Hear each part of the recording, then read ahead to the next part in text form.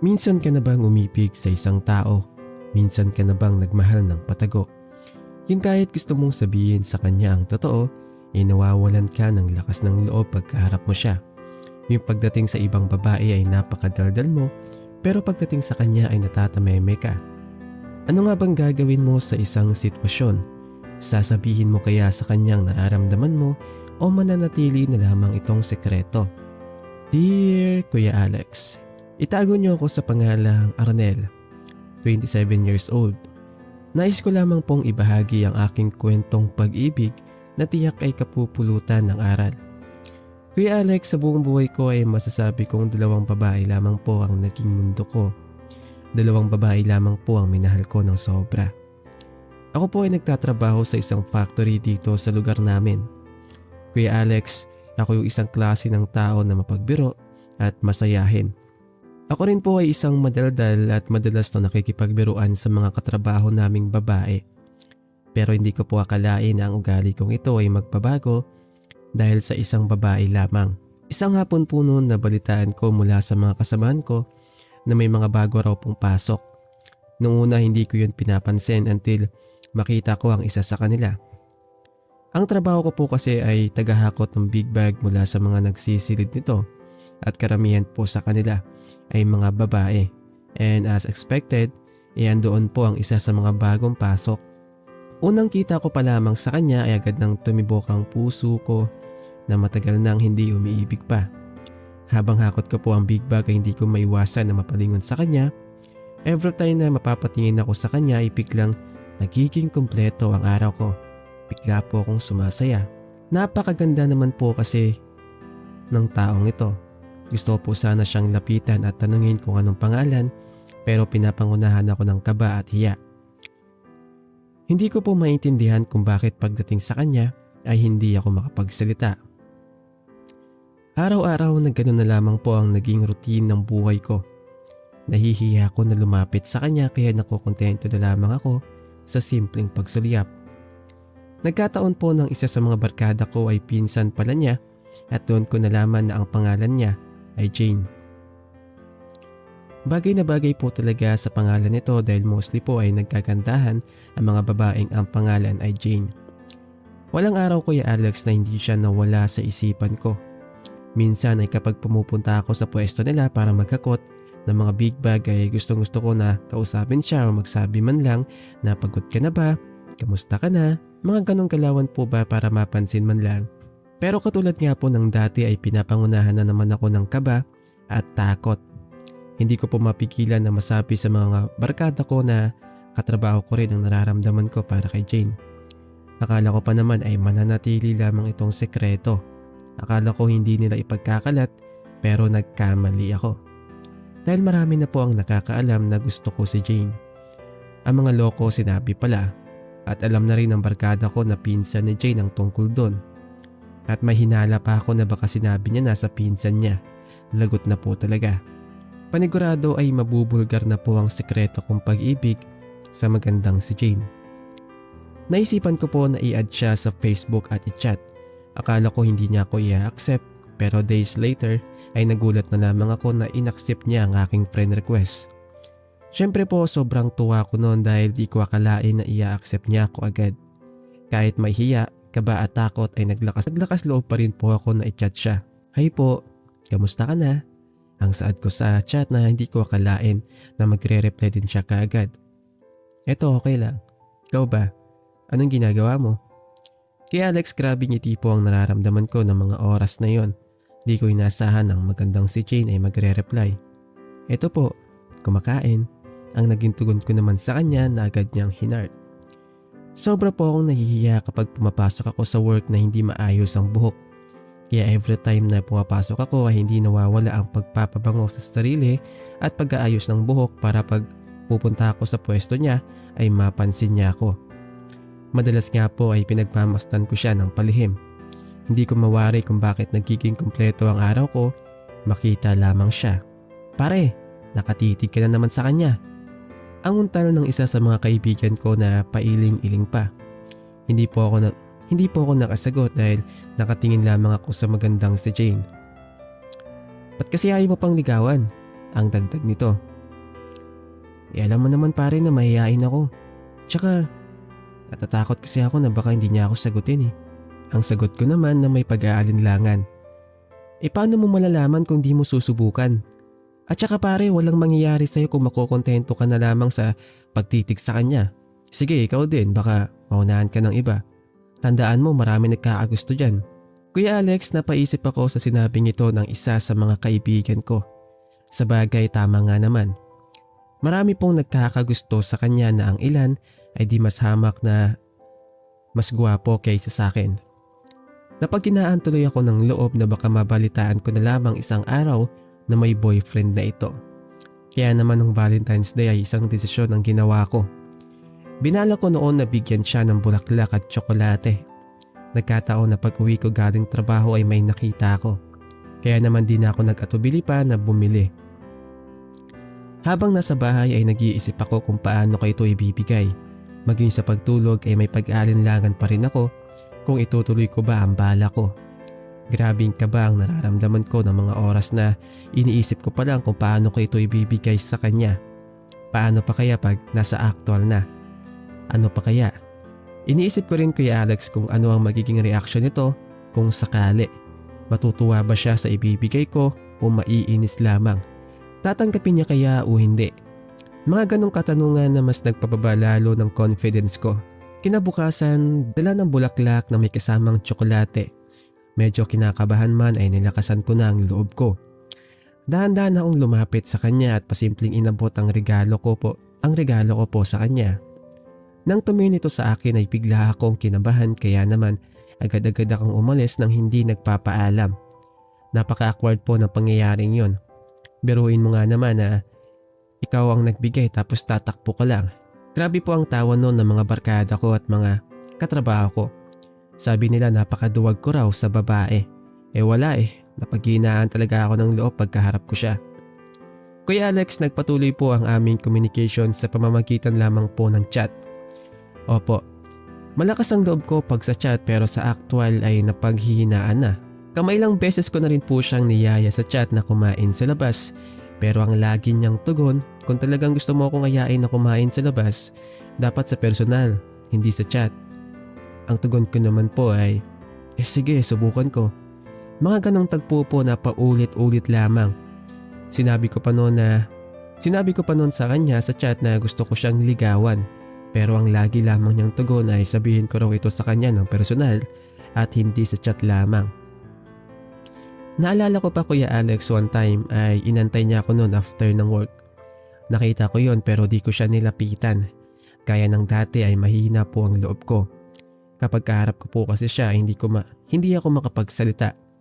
Ewan, lagi na lang ganito pero pagdating naman sa ibang babae ay hindi naman. Napakadaldal ko pa nga po.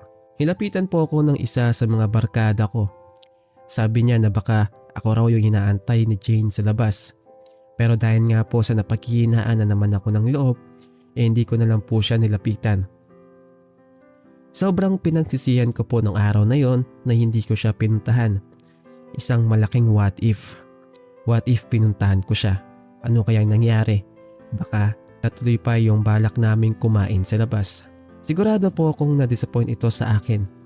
Hindi ko po maintindihan ang sarili ko kung bakit ganon. Sobra akong naiinis.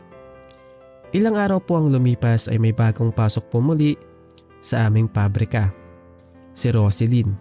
Magkatabi lamang po ang kanilang pwestong dalawa ni Jane. Pero di gaya niya ay nagagawa ko pong biro-biruin si Roselyn. At paminsan-minsan ay nagbibitaw po ako ng mga jokes sa kanya. Wala naman pong mali siya doon dahil ginagawa ko naman yun sa lahat maliban kay Jane. Isa pa ay wala naman po kasi akong gusto sa kanya kaya ganoon na lamang ang lakas ng loob ko na makipagbiruan sa kanya at sinasabayan naman po niya ang mga biro ko at paunti-unti ay tinatanong niya kung anong pangalan ko. Basically naging magkaibigan po kami ni Roselyn sa maikling panahon until pinagtapat niya ang kanyang pag-ibig sa akin. Walang pag-alinlangan ko rin naman po yung tinanggap dahil sa gusto ko rin po talaga na maranasan ang magkaroon ng isang kasintahan. At naging maayos naman po ang aming relasyon. Hindi pa rin naman po nagbago ang mga dati naming ginagawa na pagbibiruan. Kuya Alex, si Roselyn po ang kauna-unahang naging girlfriend ko at sineryoso ko. Siya po ay pinakilala ko sa mga kapatid ko lalo na sa ate ko at malugod naman po siyang tinanggap ng pamilya ko lalo na ng ate ko. At maglaon po ay pinakilala din niya po ako sa nanay niya at sa mga kapatid niya at tanggap naman po nila ako. At naging masaya nga po ang aming pagsasama pero kahit ganun pa man ay hindi pa rin po nawawala ang nararamdaman ko kay Jane. Pero mas pinili ko na lamang na ilihim ito at kalimutan dahil sa ayokong masaktan ng girlfriend ko. Iiwasan ko rin po ang dati kong ginagawa na pakikipagbiruan sa mga katrabaho kong babae. Ayoko po kasi na makaramdam ito ng selos. Kuya Alex, akala ko po si Roselyn na makakasama ko habang buhay. Akala ko siya na ang katuparan ng mga dasal ko. Ang akala kong ito ay akala lang pala. Sabi nga po nila sa mga kasabihan, kung sino pa ang mga itinuring mong tunay na kaibigan ay sila pa ang sasaksak sa iyo patalikod. Napatunayan ko sa sarili ko na totoo nga talaga ang salitang ito. Isang araw po ng day off ko sa trabaho. Tumawag po sa akin si Roselyn at nagpaalam na mag-iinom lamang sila ng kaibigan niyang babae sa isa po nilang kaibigan. Arnel, makikipag-inuman lang kami na Jessa doon sa isa naming kaibigan ha. Ang banggit nito. Ha? Saan ba yon? Sino ba yung kaibigan na hinutukoy mo? Ang tanong ko naman. Basta, isa sa mga malapit lang naming kaibigan. Tsaka huwag ka mag-alala, kasama ko naman sa Jessa eh. Naiintindihan ko naman na may kasama ka, pero syempre, sino ba kasi yung kaibigan nyo na hinutukoy nyo? Ang muli ko pang tanong. Sige na nga, kila Glyza. Okay na? Pwede na ba kaming pumunta ron? Galit ka ba? Sorry na. Gusto ko lang naman kasi malaman para mapanatag loob ko eh. Ang sambit ko bago nagtapos ang aming communication. Buong akala ko po Kuya Alex na doon talaga sila magiinuman. Nakampante naman po ako na safe ang girlfriend ko pero may part po sa utak ko ang nagsasabi na sundan ko sila. Dahil sa hindi po ako mapakali ay pumunta po ako agad sa kaibigan na kanyang tinutukoy. At ganoon na lamang po ang pagtataka ko dahil sabi ng kaibigan niya ay wala daw ang girlfriend ko roon at di naman daw sila nagiinuman. Hinatawagan ko po si Roselyn pero nakapatay ang phone nito. Labis po ang pag-aalala ko sa kanya. Bakit niya kailangan magsinungaling? Ano kayang ginagawa niyang milagro? Niloloko ba niya ako? Kung ganoon, sino naman ang lalaking iyon? Yan po ang mga katanungan na hindi nawala sa isipan ko. Halos di po ako makatulog sa kakaisip. Kinabukasan ay tumawag sa akin ng kaibigan niya na kasama niya sa inuman. At nagambal po Kuya Alex sa pinagtapat nito. Hindi raw po talaga sila pumunta sa kaibigan nilang babae. Bagkus doon raw po sila tumuloy sa bahay ng dalawa kong kaibigan. Doon raw po ay kainuman nila ang mga kaibigan ko. Arnel, may nangyari kila Roselyn at ng isa sa mga kaibigan mo. Ito po ang katagang nagpaguho sa mundo ko. Halos pagsaklobi ng langit at lupa ang nararamdaman ko. Halos hindi ako makahinga. Namalayan ko na lamang ang dahan-dahang pagpatak ng mga luha na pinipilit ko namang punasan para hindi mapansin. Sa kabila po ng sakit na nararamdaman ko ay nagawa ko pa rin pong pumasok sa sumunod na araw at doon ay kinausap ako ng taksil kong kaibigan. Pre, di namin sinasadya. Lasig lang kami noon ng mga oras na yon. Pare, pasensya na. Ang nakokonsensya nitong sabi, hindi po ako sumagot na tila ba walang naririnig. Paalis na sana ako noon nang magsalita siya ulit. Pare, buti pa at mas maaga nalaman mo ng tunay niyang ugali. Bakit siya makikipag-inuman sa mga lalaki gayong may boyfriend na siya? Pare, hindi mo deserve ang kagaya niya. Hindi ko na lamang pinansin pa ang sinabi niya at agad ding umalis. Kaya Alex, kumalat po sa aming trabaho ang ginawa ni Roselyn at ng isa sa mga kaibigan ko. Marami ang nagsabi sa akin na hiwalayan ko na raw ito. Makailang beses pa po na humingi ng tawad ang girlfriend ko. Umiiyak pa nga po ito na halata mong pinagsisisihan niya. At kinwento rin po pala ng isa sa mga kaibigan ko sa akin na araw-araw daw ay may nangyayari sa girlfriend ko at sa taksel kong kaibigan sa pwesto nito. Pinapatay lamang daw po nila ang ilaw at nagtatago sa may sulok. Ibig sabihin ay matagal na pala nila akong pinagtataksilan. Hindi po ako sigurado kung totoo ang nakarating sa akin pero ng mga oras na yon ay desidido na ako na makipaghiwalay. Tama sila. di ko deserve ang kagaya niya. Samantala Kuya Alex, may naririnig pa po ako noon na bulong-bulungan. Ang sabi raw ni Jane na bakit mas pinili ko pa ang isang mataba kaysa sa payat. Para bang may pinaparating ito. Yes, oo, may pagkatsabi si Roselyn. Bigla tuloy akong kinilig nang maisip na baka tama ang iniisip ko. Kuya Alex, tuluyan na nga po akong nakipaghiwalay sa girlfriend ko. Kahit na ano pang pakiusap niya at paghingi ng tawad ay di ko na po ito pinansin pa. Talagang desidido na po ako na tapusin na ang namamagitan sa amin. Kahit masakit sa loob ko dahil maski papano ay minahal ko rin naman po siya. Kaya Alex, mas dumoble pa po ata ang sakit na nararamdaman ko nang malaman ko na may boyfriend na pala si Jane. Opo, may boyfriend na ito at lumipat na ng ibang pinagtatrabahuan. Sobrang pagsisisi po ang nararamdaman ko ng mga oras na yon. Lalo na nang sinabi sa akin ng barkada ko na pinsan niya na may gusto rin daw ito sa akin. Inaantay lang daw ako na ang unang magparamdam ng pag-ibig sa kanya. Gayunpaman ay nagpatuloy po ako sa buhay ko. Tinuon ko na lamang po ang sarili ko sa trabaho. Sa ngayon po ay single pa rin ako. Ilang taon na po nakakalipas pero ang sakit ay hindi pa rin po nawawala. Kuya Alex, nabalitaan ko na single na raw po ulit si Jane. Bigla akong nabuhayan ang loob. Sabi ko pa na hindi ko nahayaan pa na mawala siya sa akin.